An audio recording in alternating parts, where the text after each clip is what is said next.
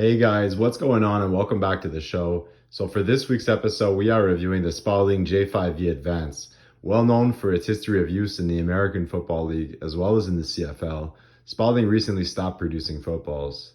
Now there are two versions that are quite similar to this ball, the J5v Silver as well as Gold.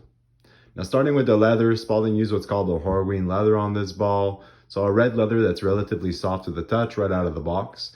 Now, the pebbles on this ball aren't the deepest pebbles that we've seen, but nonetheless, they do have good feel, pop, and texture to them, which does have an overall good grip on the ball.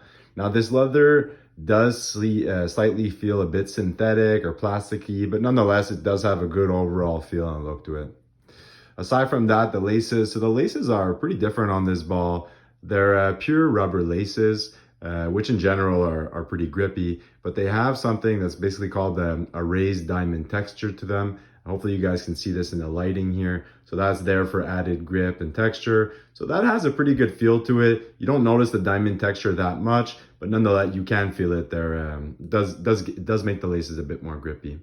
Aside from that, you got the stitches that you're going to see in a relatively bold color left and right of the laces. So these are a bit different, being so bold. Normally they're not as dark and thick, and they have like some kind of an indentation or press onto the leather, which you can actually feel around the laces, probably because the leather is so soft on the ball, but nonetheless, overall pretty good stitches. Aside from that, you got the stripes on the top two panels of the ball as per the NFHS regulations.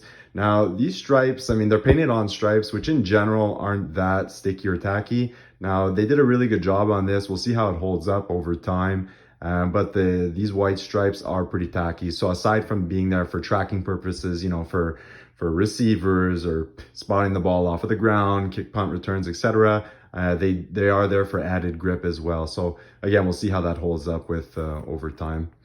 So aside from that, we'll give you guys a good view of the ball. So on this side, you got the Spalding logo, Spalding wording here in a black and gold foil. Then you got the J5v in the black stamp, Advance in the same black gold foil.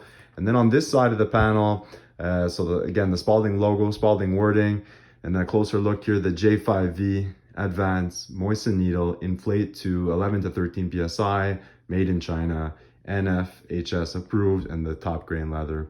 So overall, it's a pretty good looking ball. I mean, it doesn't, this ball is going to run you a bit less than your traditional ball. So even less than the Wilson GST or the TDS, making it relatively a really budget friendly ball. So recommend this for anybody looking for a good ball, an entry level official leather ball, and maybe somebody looking for bulk quantities to practice with, etc. You know, so overall pretty good ball, definitely a recommend.